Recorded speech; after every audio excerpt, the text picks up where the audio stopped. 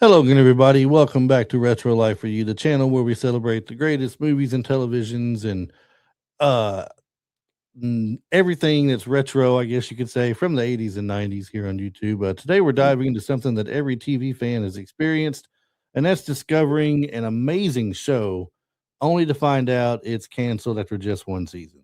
We've all had that little heartbreak of shows we've liked that we wanted to keep going, but the network for whatever reason doesn't do it. So throughout the early 80s, networks were experimenting with some incredibly creative television concepts.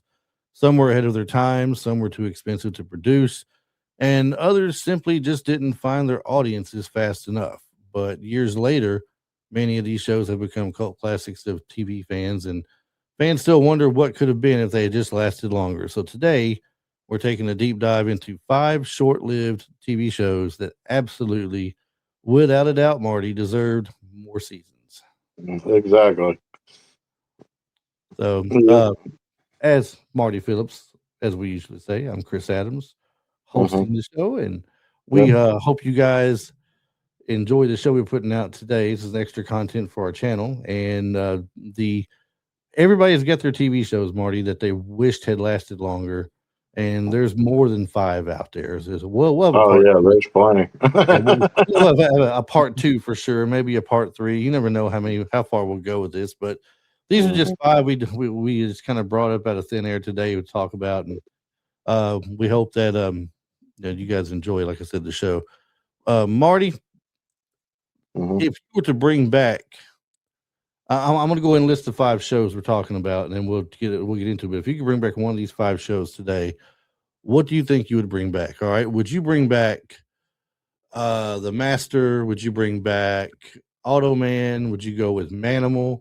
Would you go with Voyagers, or would you go with Police Squad? Now, don't just throw out Voyagers because we just had Mino on the show with us. I mean, Yeah. Well, it I mean, feels like we yeah, want to because it was a great yeah. show.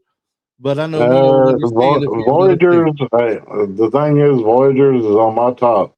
That is because I actually watched all 20 episodes not too long ago before talking to Mina, Yeah, and great show. If there would have been like the way Mino talked about it, it went for 2 seasons, but it got canceled in mid season. So, but uh, but if any other show besides Voyagers, I'm gonna probably say our number 5 episode, The Master. So well, just see, like a reboot of that show. So for me back in the day growing up, it would have been The Master. I loved Voyagers. I loved Automan. Manimal I was okay with. I never watched Police Squad. I told you I had never watched it. yeah. But I Well, loved Naked Gun though. that's like TV to movie, 3 movies, and then a fourth movie that had Liam Neeson. So Yes, yes, yep. And we'll toss something about that here in just a few minutes. But we're gonna jump straight to the first show that we wanted to talk about, and that's going to be The Master. The Master was brought out in 1984. It was a short-lived NBC action adventure series that attempted to capitalize on the 80s ninja craze. It only lasted 13 episodes, but it remains a cult classic due to its campy execution and its presence in pop culture, especially in places like Mystery Science Theater 3000. They did a Master Ninja 1 and Master Ninja 2, and actually it was just episodes pieced together to look like they were movies or something, is yep. what it came down to. But anyway, Oh, and what's crazy is I don't it might have been maybe even the first 2 episodes, but a very young in her career, Demi Moore, episode 1. episode 1, yeah, Yep. Very first episode, episode 1, Demi Moore was in there as a special guest star to kickstart the series.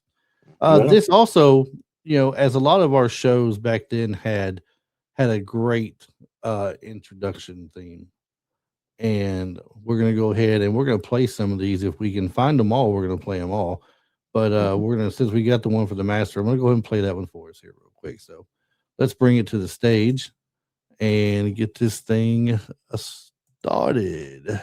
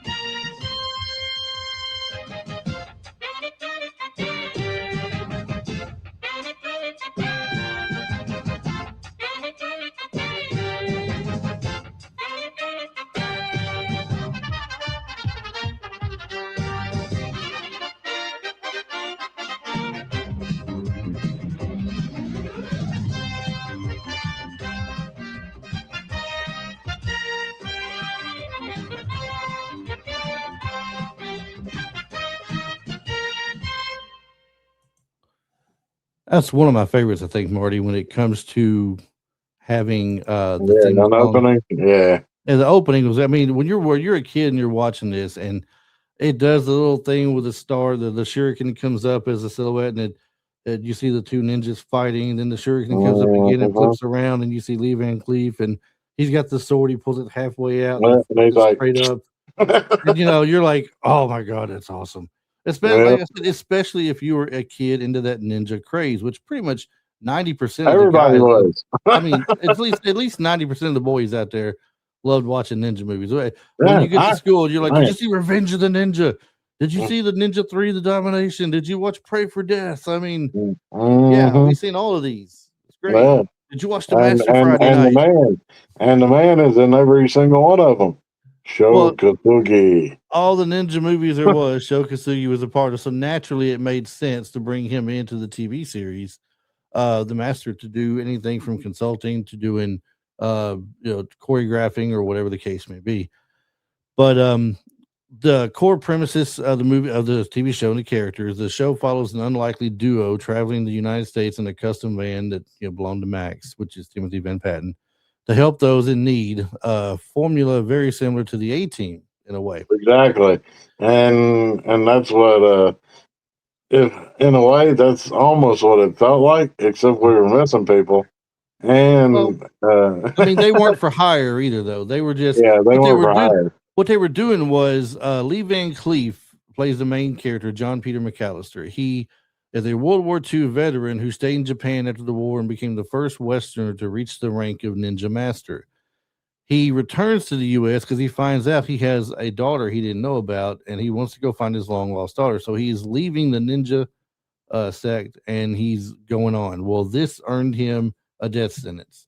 So his biggest pupil, Okasa, played by Sho Kosugi, is now sworn to kill him, and he hunts them across America until he finally fulfills his destiny, he says, of killing the master that left. Max Keller is the guy that McAllister runs into, played by Timothy Van Patten. They describe him as a charming drifter, a wannabe hero who encounters McAllister and becomes his ninja apprentice. He helps him in the first episode in a bar Exactly. scene and everything. So Max Yep. has a tendency to leave bars through the window, not the door. Well, yeah, he does. Almost every episode, I promise I'm not leaving this bar through a window. And next thing you know, He's out the there window. goes the window. So it's got some little campy humor to it. It's got some nice fight scenes from the ninja perspective at times. Some of them are a little bit cheesier, but some when you have Okasa show up, it's The always cheese good. is gone. Right, it's always good then. So production, Mhm. a couple production highlights and some trivia. The Van Cleef factor. While Lee Van Cleef was a legendary actor known for spaghetti westerns like The Good, the Bad, and the Good, bad, Ugly, and ugly. Yep. I believe he's also in for A Few Dollars More, wasn't he? Yes, yes, he was. Now, was he in Fistful of Dollars or just A Few Dollars More? A few dollars more. I don't think he was in a fistful of dollars. Okay. Yeah. So very well known for his westerns time and everything. His age at the time of this series was 58, and the use of a younger, more athletic stunt double, it made that kind of painfully obvious during the fight scene sometimes. Yeah, Unless he was in full ninja garb, then you couldn't tell.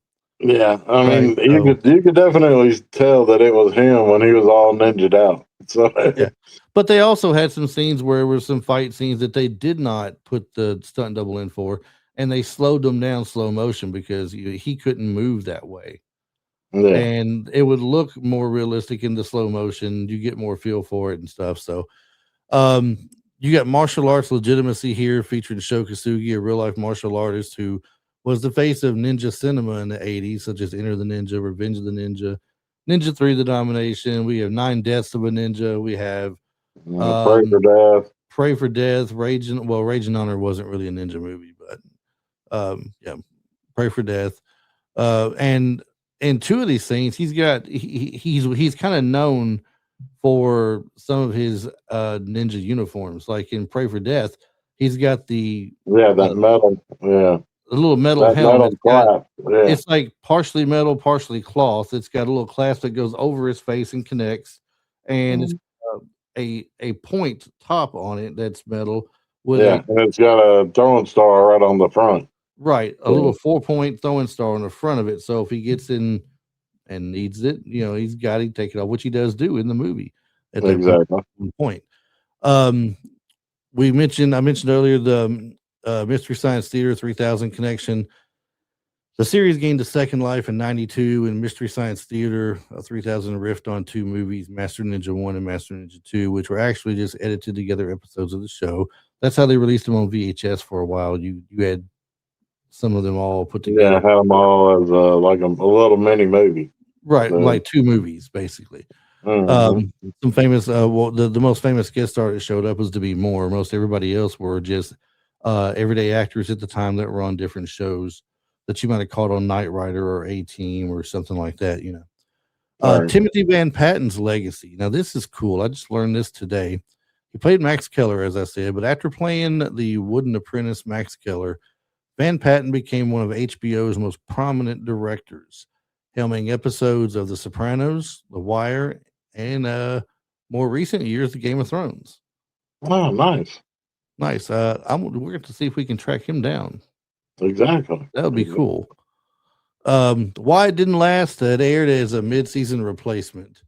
The Master struggled in a difficult Friday night time slot, which is always the thing, it seems like, against top-rated soap opera Dallas. Why would you put a new show in between seasons up against Dallas at the time? Dallas of all things. Yeah. Dallas was one of the biggest things ever at the time with It JR Ewing, was. and come on. It was canceled after its initial 13 episode run due to low ratings. We'll go figure. Um, but I'd highly recommend going to Tubi, TUBI, the free app you get on your smart TVs and everything, or at tubitv.com. You can watch The Master, all 13 episodes on there, and form your own opinion of the show. You may like it, you may not. If you're a fan of older TV series, you may have watched it and just forgotten about it or didn't know where to find it. Well, you can Yeah, watch it on there. because when I was doing my little research and everything, and then I popped up you popped up the opening credits, and then I was like, dude, I remember this show. I watched this show. Yeah, it's a great show. No doubt. No doubt.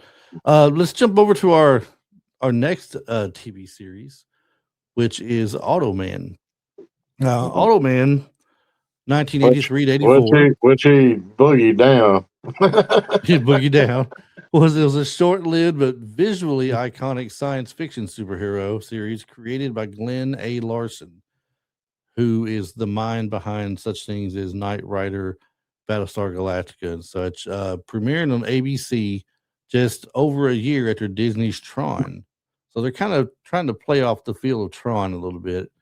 It famously Well, attempted to and the bring the thing is, films. Glenn Larson, Mhm. he I want to say either he directed or he produced Tron. So Right. that was one reason why it had that Tron feel. Yeah, it So said they talk about famously attempting to bring back the film's digital aesthetic to the small screen. Since they thought it was fairly popular for the big screen, why not try it for TV? Yeah.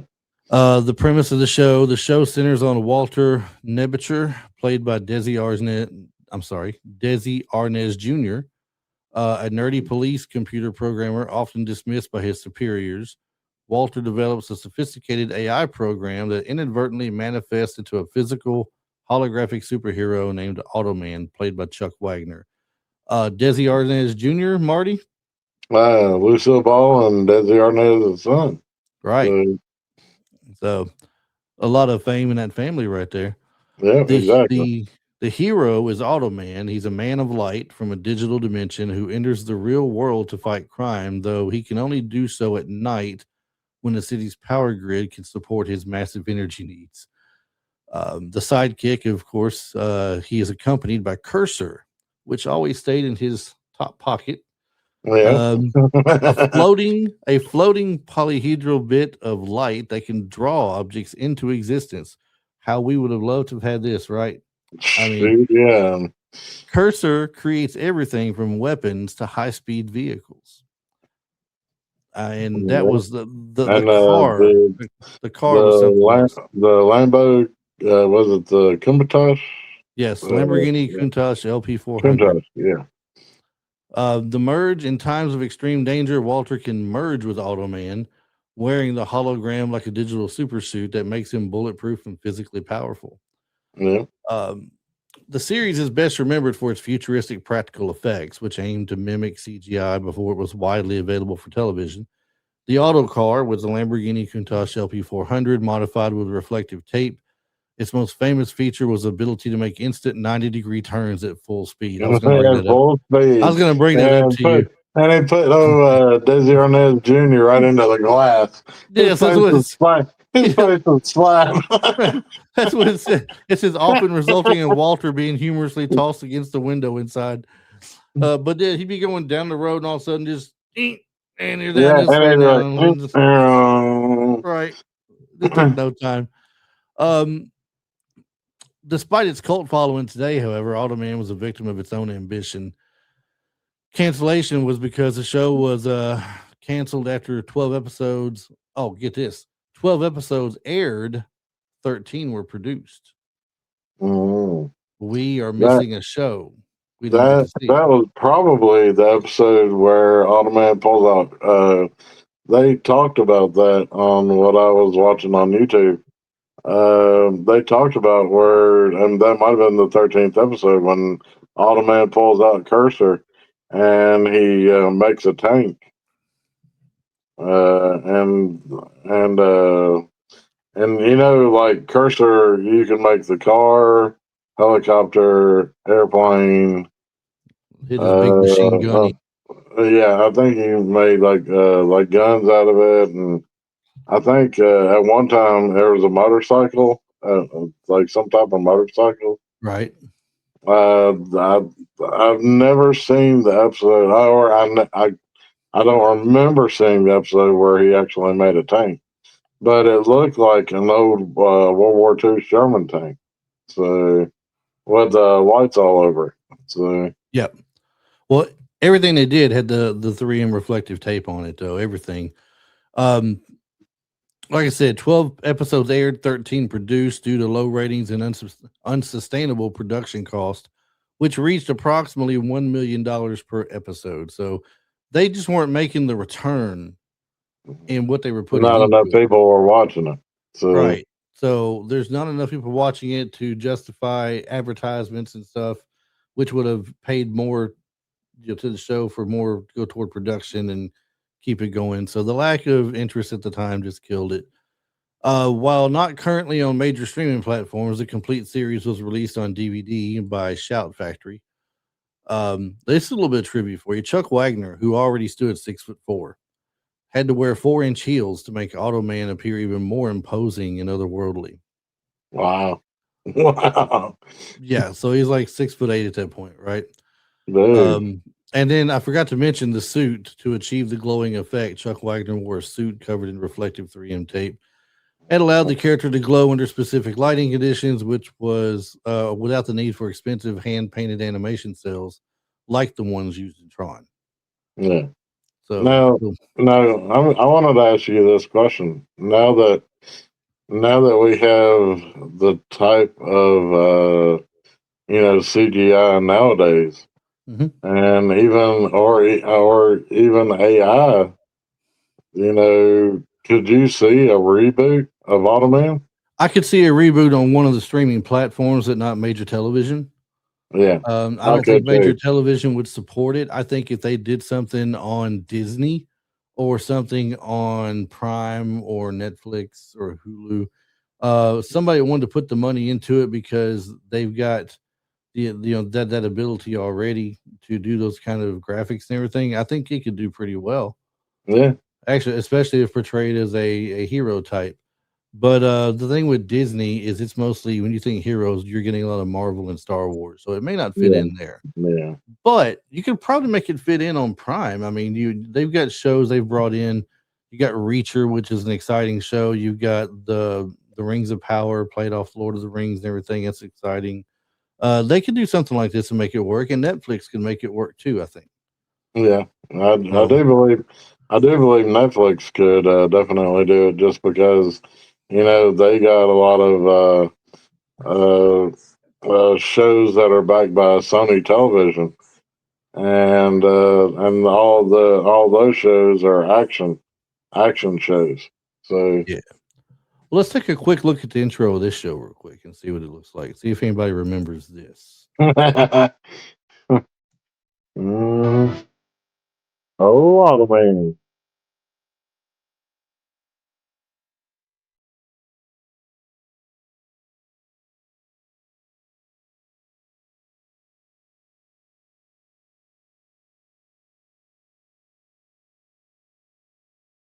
Well, he didn't cycle guys that time. No, not that time.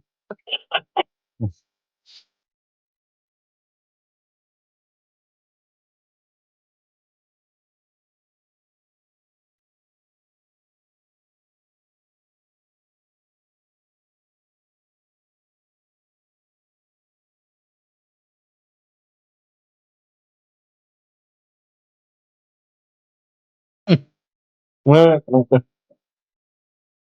Car to helicopter just that fast. yeah, just that fast.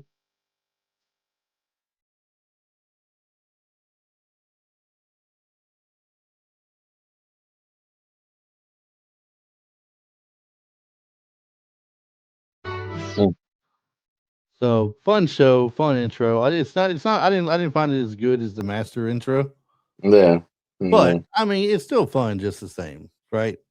All right. So Now the airplane when it turned into the airplane a couple episodes, that actually had a feel of like some of the planes that we got in Blade Runner. mhm.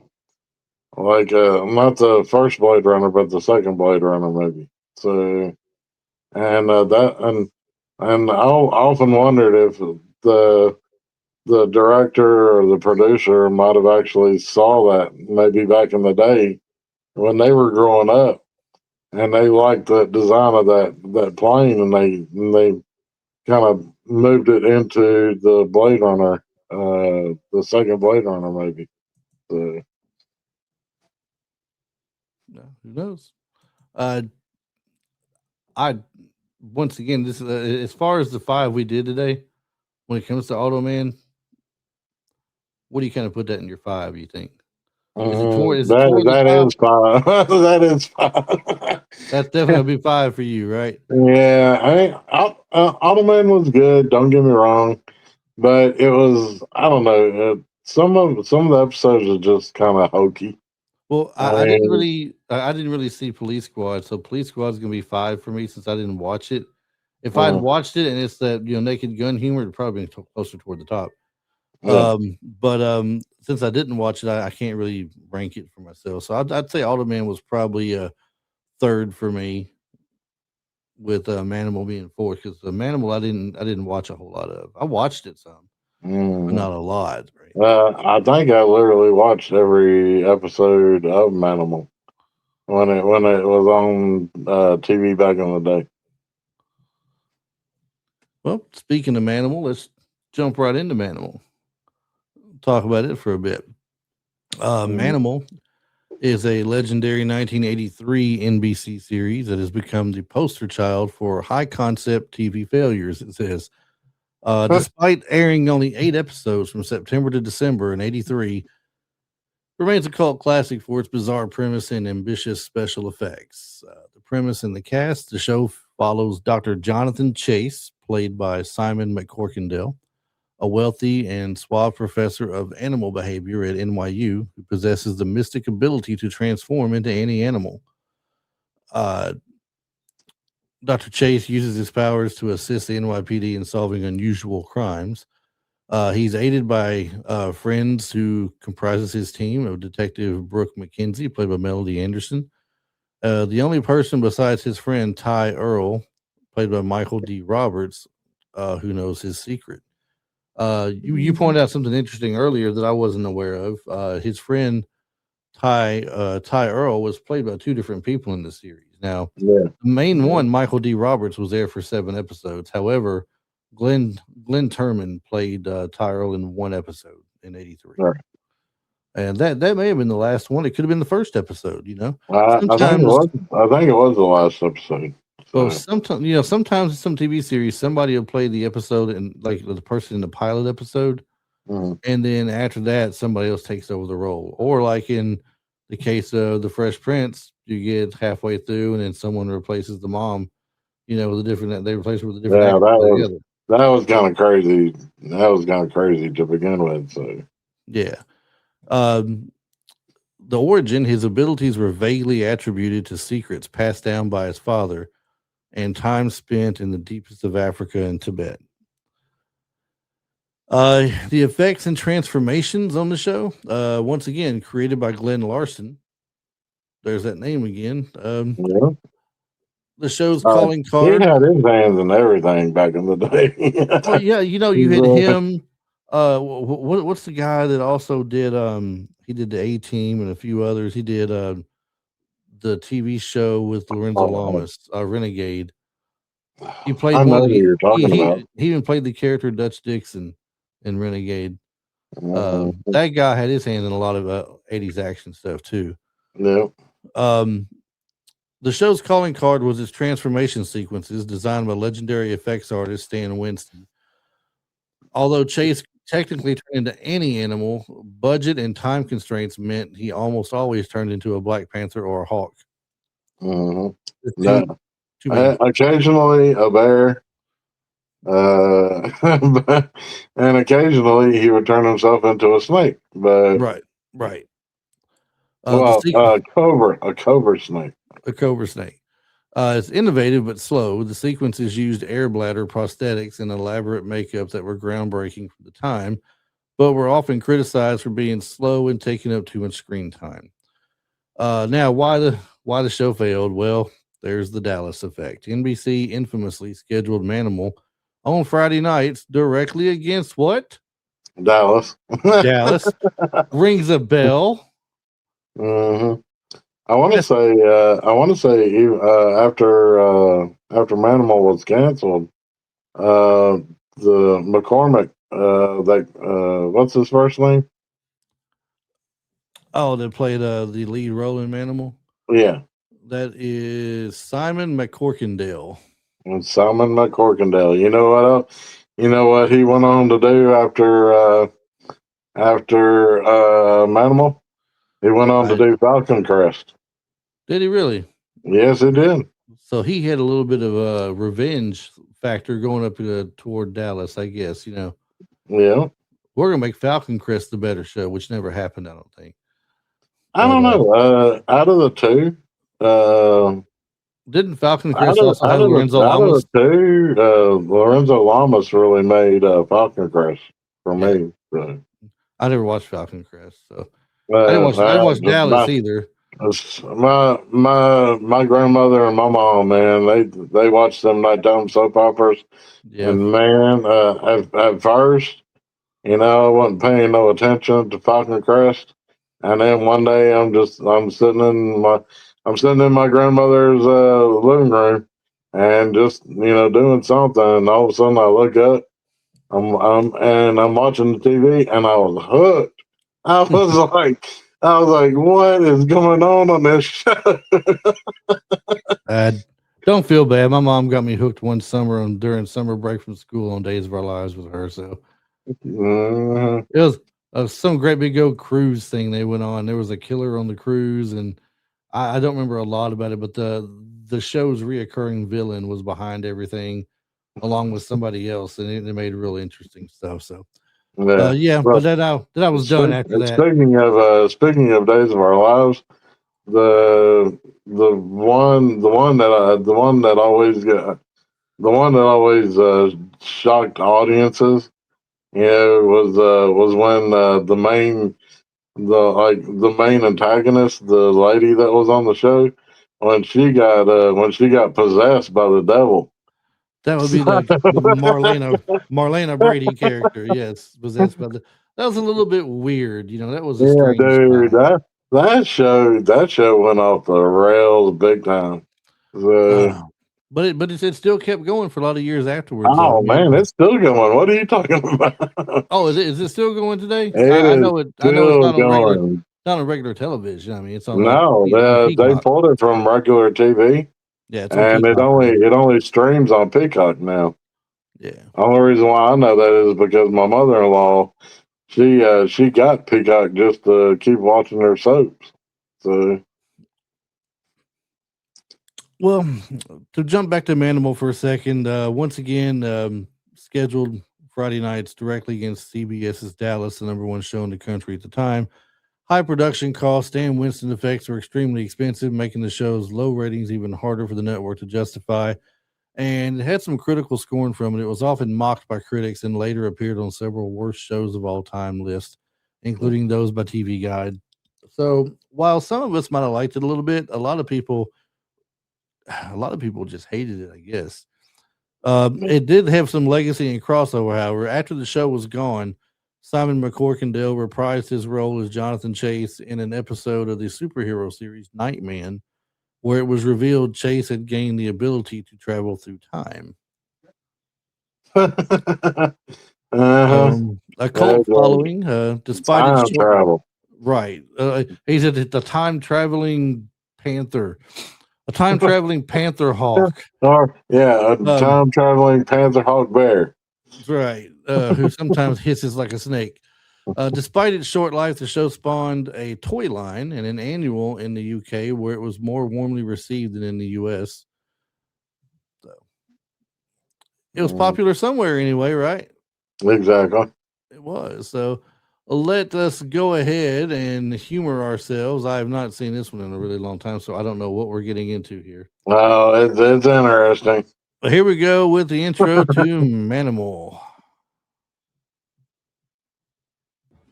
Are you Marsha? I I am. guess after I this mean, ad, I am. Thanks for meeting me here. Usually, Look at that. Manimal. part man, part animal.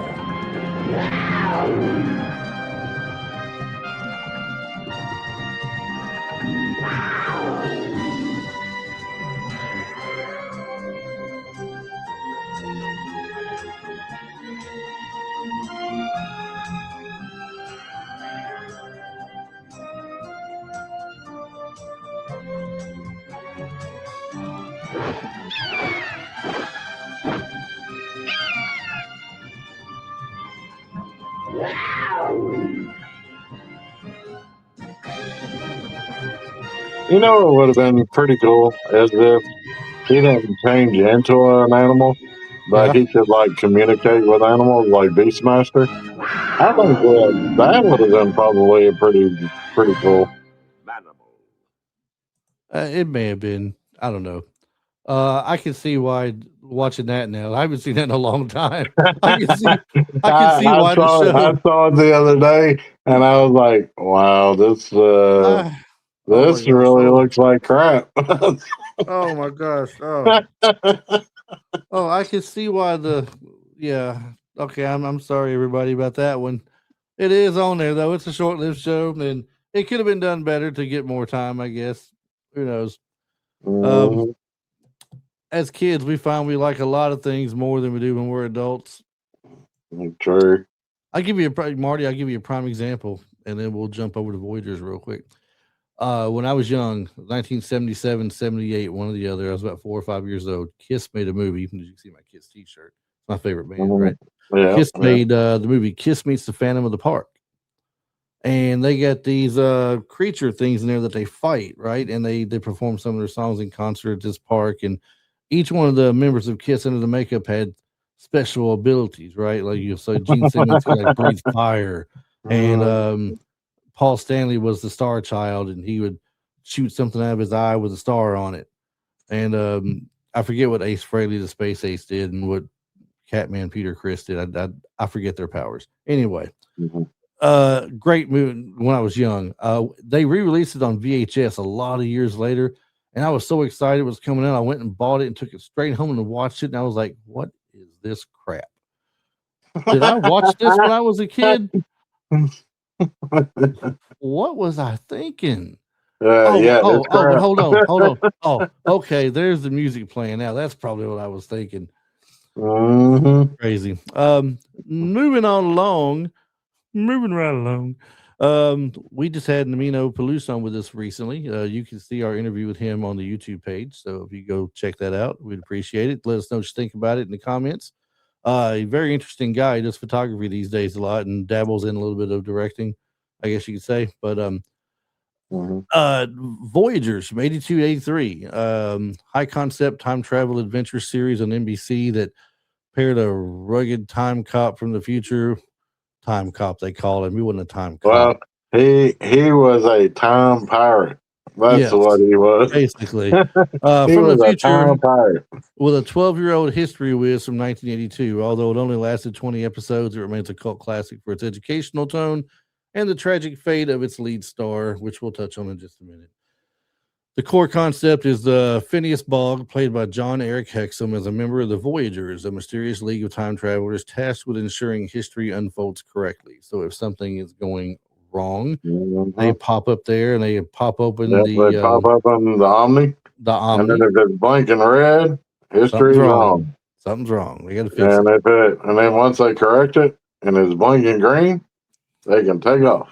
Now, normally Bogg has his Voyager guidebook with him, but he accidentally the Omni is malfunctioning, and it sends him to 1982, which is well beyond the years he's able to travel.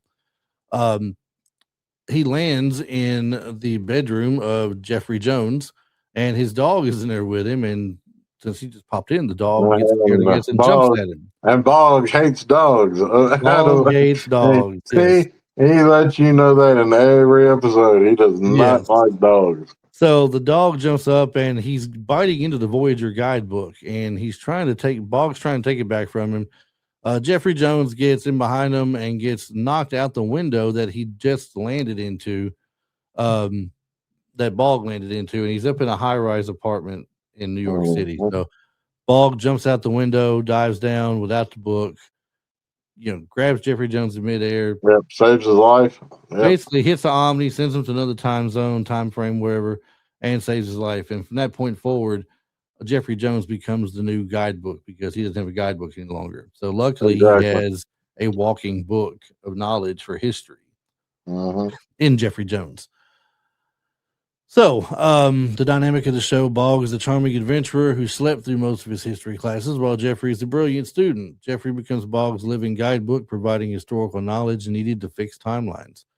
The tech of the show is the Omni, like Marty mentioned. It's a handheld compass-like device that they can, make adjustments to and hit time zones or whatever. Which you would always see Bogg. He would be like he would spin the dial, and I guess that would be either sending them to the past or sending them to the maybe like in the mid 70s.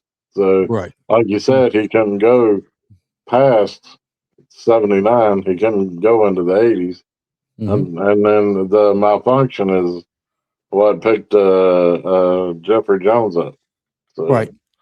And as you said, the status lights, a red light indicates history is off track at the current time. The duo has to correct the event, and then the Omni will turn green, allowing them to leap to a new era. The limitations, though, the device had a hard stop at the year 1970, meaning Bog could not return Jeffrey to his original 82 timeline. They had historical missions. The show was intended to be lightly educational for children, often ending with a narrator advising viewers to take a voyage to your local library and learn more about famous That figures. was always a Mino. At Right, the very end, he would always say, take a voyage to your local library and discover history for yourself. right, So, absolutely. And figures they encountered included the Wright brothers, helped them successfully fly the first airplane. Moses, assuring his survival in the reeds of the Nile.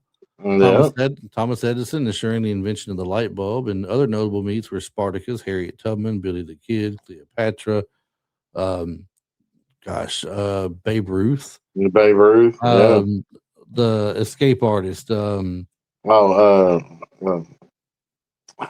if you hadn't said anything, I know uh, this is what sucks about getting old. Everybody, I mean, it's yeah, on the tip of our tongue, and we can't think of his name right now, right? But you know what? We'll move on. Then suddenly we'll just yell his name out of the blue for no reason. uh, Um, the production influence of the show was inspired by the 1981 film The Time Harry Bandits. Houdini. See what I tell you? We'll talk about something else. We'll just spit it out all of a sudden. Yeah. Harry Houdini. Did you know it was inspired by Time Bandits? Yes, and it had a Time Bandit feel to it. Yeah, often using sets. I love Time Bandit. Matter of fact, often using existing sets on the Universal Studios backlot to save costs. I can see that. The ratings war. Now here's where they always mess up. They put it against something it doesn't belong against. I'll never understand this. The ratings war. NBC aired Voyagers on Sunday nights directly against the juggernaut 60 Minutes. While maintaining its respectable 17 share audience, NBC ultimately canceled it in favor of a news magazine called Monitor, which performed significantly worse. But I guess they felt Monitor would go against 60 Minutes more realistically. Yeah. What they should have just done was just put it in a different time slot, like after 60 Minutes. You know, it could have been a 7. Exactly. I mean, I don't It understand could have come on. It could have come on at 7 o'clock instead of 6 o'clock. So, right. I mean, something.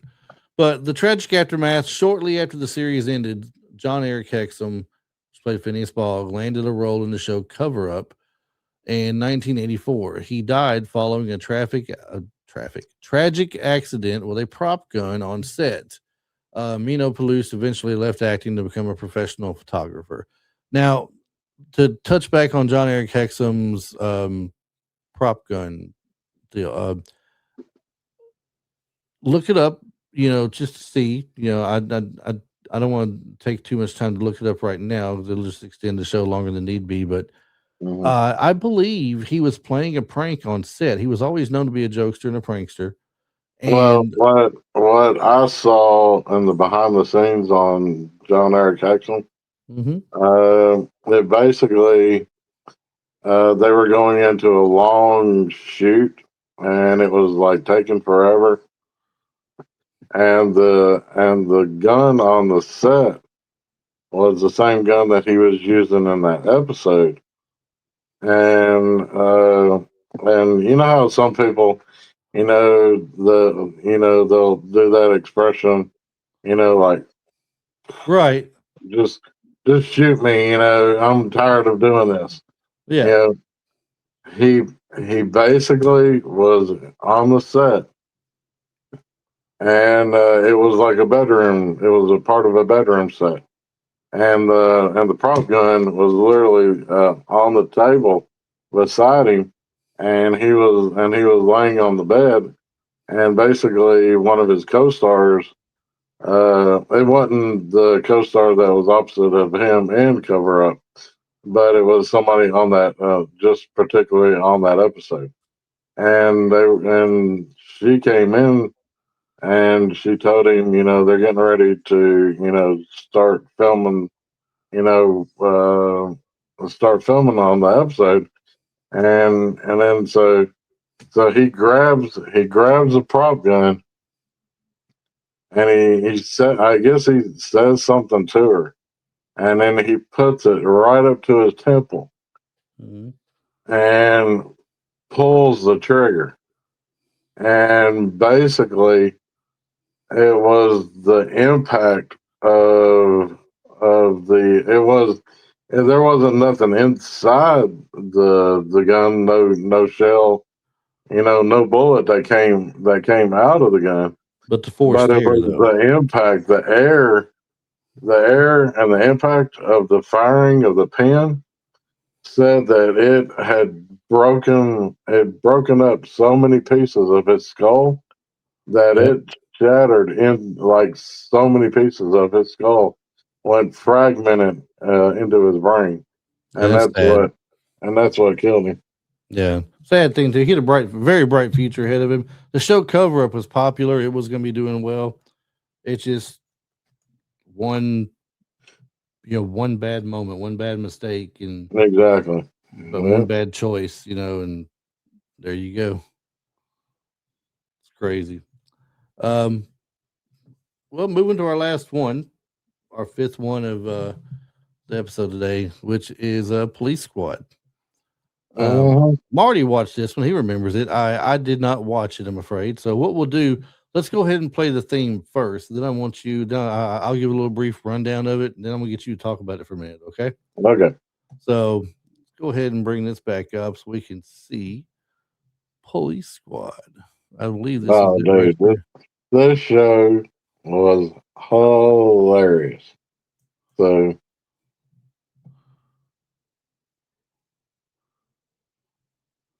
You know, what? especially if you were a fan I don't think of this is Airplane. this is. So, I'm sorry, my bad.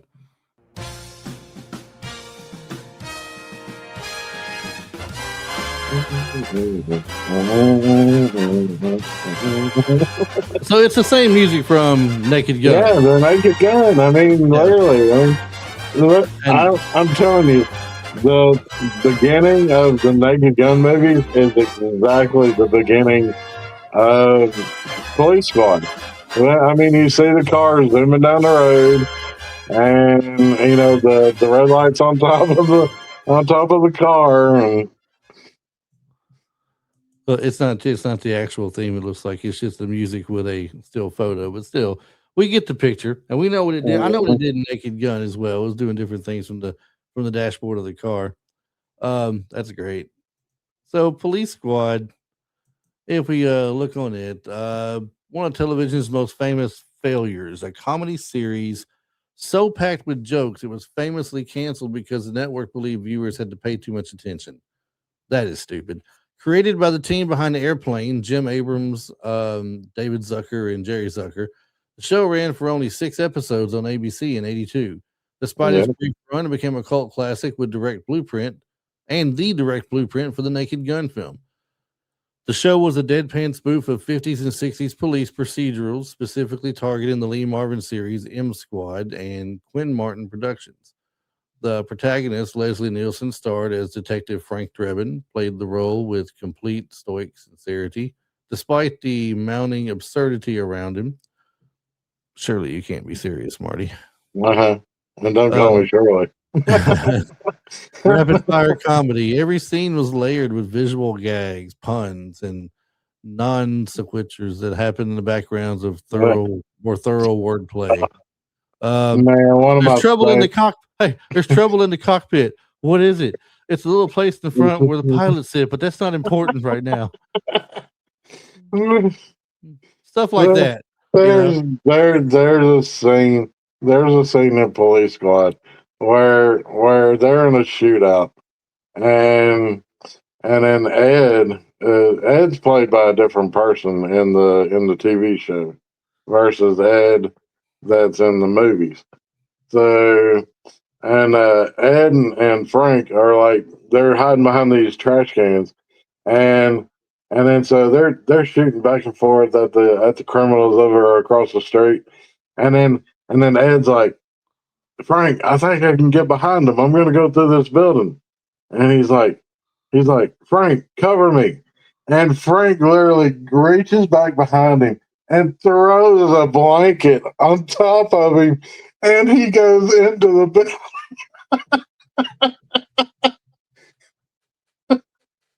He's covered. I mean, he's got his Yeah, back he's right covered. from head to toe. Oh gosh, it had special guest stars. Recurring gag featured a famous guest star like William Shatner or Lauren Green. They would introduce the opening credit only to be killed off instantly before the show even started. Yeah. Uh, famous running gags on the show was the mismatched title. An announcer would read one episode title while a completely different episode title appeared on the screen. The freeze frame ending, parodying 70s dramas that ended in a still shot. The actors would simply stand perfectly still while life continued around them, such as coffee being poured or a prisoner escaping. That I got to go look for these now. The nightstand. Whenever Frank Drebin visited a scene, he would inevitably knock over a precariously placed nightstand or trash can. Why it was canceled? Oh, this got to be. There better be a good reason why this was canceled. After 4 episodes had aired, the final 2 were burned off later that summer. The infamous explanation given by ABC Entertainment president Tony Thermopoulos was that the show required too much attention from the audience. Essentially, if you looked away to grab a snack, you might miss 3 jokes. So the cast: Leslie Nielsen played Frank Drebin. Ed Hawken was Alan North, who was played by George Kennedy in the movie. Norberg was played by Peter Lupus. TV, O.J. Simpson in the movie.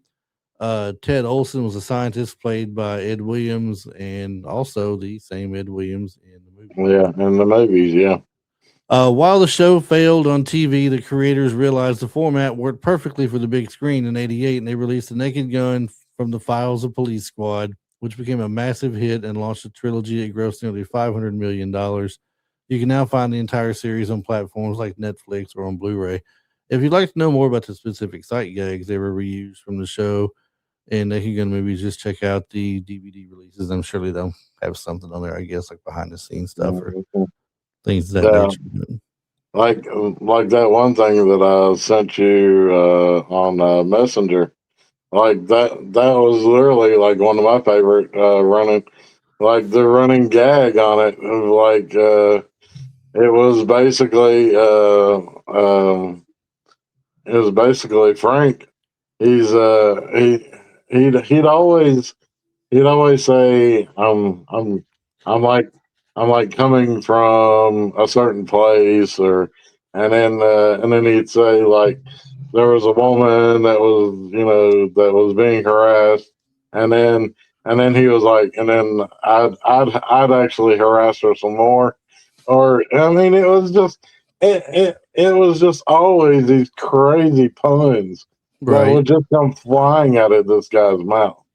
So I mean, It's definitely one Marty's saying that you guys need to watch. yes, it is so good. I mean, if you're a fan of Airplane 2, Naked Gun 2.5, Naked Naked Gun, Gun 3 3 and and a a third, 33rd. No, 3 and a 3 and a 33rd. 33rd. I mean, and even the newest one, you know, that's just titled The Naked Gun with Liam Neeson. I mean, you know, he's Frank Drebin Jr. So, I mean, oh, dude, it's all 6 episodes are just outstanding. And if you want something to laugh at, yeah, Yeah. it's definitely good. So, All right. Well, let's go ahead and wrap these things up here. We got our 5 out there. The early 80s produced some incredibly creative television shows, from shape shifting crime fighters and ninja masters to holographic superheroes, time traveling adventures, and deadpan police comedies. These shows proved that television was willing to take risks. Unfortunately, not all those risks lasted long enough to build a large audience. You think they learned their lesson after putting up against one hit show and losing one series? They wouldn't do it again. But yeah. anyway, I digress. But decades later, these short-lived shows have found new life through reruns, streaming, and devoted retro fans. I'm serious, everybody. Go everybody's got a smart TV or a phone or a tablet. Look for the Tubi app, the Pluto app, the Roku app, and maybe Freevee or something. All right, these apps are showing all these old shows, short-lived or not, as Yeah. well as other things as well. You can go to Pluto and get an entire channel dedicated to Three's Company 24/7. Or the 18, 24/7. Well, no, it's not 24/7 for the 18. They're on the Action channel on Pluto, and they split time with Knight Rider, Miami Vice, the show in the 70s called Emergency, which is about Which is good, yeah. it was good, and then you may see Bionic Man and Bionic Woman on there as well. But anyway, it's still a great channel to watch. I watch it all the time. What are we? Don't they show Happy Days like 24/7? I believe Happy Days may have one. Yeah, there's a lot of the older sitcoms and TV series. It's got like Andy Griffith has a channel all to itself. Yeah, and I want to say it's only the black. I want to say Three's Company, Andy Griffith, Happy Days, Laverne and Shirley. It's like those definite five have their own like. Oh, and I want to say Mork and Mindy has like a little deal too. But you'd be surprised what all you can find on there if you just go take a look at it. You'll be surprised and very well pleased, I think, with what you find to watch on there. If you're a fan of the older shows and everything. So yeah. But now we want to hear from you. So what short-lived TV show do you think deserved more seasons of the five that we mentioned? Or maybe you got one of your own that you want to tell us about in the comments here. Next week we have maybe not next week. There's one in particular, but it's not retro, but it is an older show that was done in 2000 that it only ran for one season. And I've been 2000. I've been hearing through the grapevine, a lot of stuff's starting to come up about it. You remember a show called Firefly with Nathan Fillion? Yes, one season a night of that. Yeah. That definitely could have gone a lot longer. They're talking like it's gonna possibly get its second season. So, well, that could be good. And if they they're getting everybody back to the original cast. They're getting everybody back. So yeah, that could be pretty good. But yeah, let us know down in the comments what you think. We'll have a part 2 of this show coming out soon, whether it be next week or the week after. We're not sure yet, but there'll be a part 2 for certain coming out, here shortly. If you enjoy the retro movies and television like we do, be sure to like, subscribe, and check out more episodes here on Retro Life for You on YouTube. You will not be hit that bell, notification bell. Let you know when we have new episodes drop. As soon as they come out, you can watch the new episode we have out. So if you want to reach us via email with suggestions or anything, retrolifeforyou@gmail.com. We are always answering our messages in email, also on Instagram and Facebook as well, is where I have that at. So if you hit me up on there, I'll get back with you as well. Until then, keep that retro spirit alive, and as Marty always likes to say, stay retro, everybody.